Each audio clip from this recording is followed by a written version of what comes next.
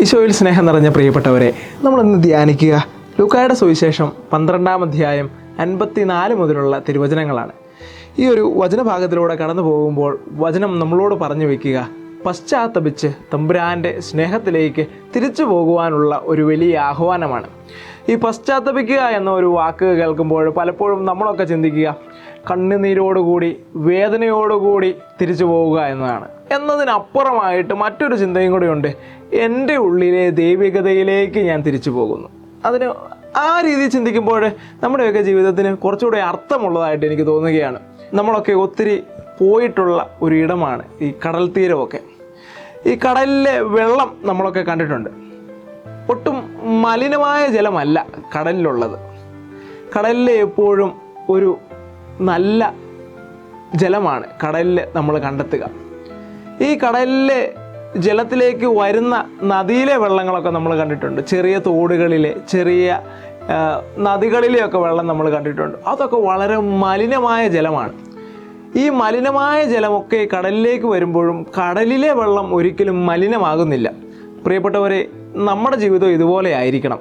നമ്മുടെ ജീവിതത്തിലേക്ക് ഒത്തിരി പാപത്തിൻ്റെതായ ഒത്തിരി കാര്യങ്ങൾ നമ്മളുടെ ജീവിതത്തിലേക്ക് കടന്നു വരുമ്പോഴും ദൈവത്തിൻ്റെ ആ ഒരു ദൈവികതയിലായിരിക്കുവാൻ നമ്മൾ പരിശ്രമിക്കുക. ദൈവത്തിൻ്റെ ആ ഒരു സ്നേഹത്തിലും ദൈവത്തിൻ്റെ ആ ഒരു പരിപാലനയിലും ദൈവത്തിൻ്റെ ആ ഒരു ദൈവികതയിലുമായിരിക്കുമ്പോൾ ദൈവം നമ്മളെ കൈപിടിച്ച് നടത്തും എന്നതിന് യാതൊരുവിധ സംശയവും വേണ്ട. അതുകൊണ്ട് പ്രിയപ്പെട്ടവരെ, ഈ ഒരു പശ്ചാത്താപം നമ്മളെ ഉദ്ബോധിപ്പിക്കുക, തമ്പുരാനിലേക്ക് തിരിച്ചു വരിക, എൻ്റെ ഉള്ളിലെ ദൈവികതയിലേക്കും ദൈവിക സ്നേഹത്തിലേക്കും കടന്നു വരിക. കാരണം ഈ പാപം എന്നതുകൊണ്ട് ഉദ്ദേശിക്കുക, നമ്മളൊക്കെ ഈസോപ്പ് കഥയിൽ വായിച്ച് കേട്ടിട്ടുള്ള ഒരു ചെറിയ കഥയുണ്ട്. 2 കുട്ടികൾ ഒരു പുഴക്കരയിലിരുന്ന് കല്ലെറിഞ്ഞ് കളിക്കുകയാണ്. അപ്പോൾ ഒരു തവള ആ പുഴയിൽ നിന്ന് ഉയർന്നു വന്ന കുട്ടികളോട് പറഞ്ഞു, ഇങ്ങനെ നിങ്ങൾ കല്ലെടുത്ത് എറിയരുത്.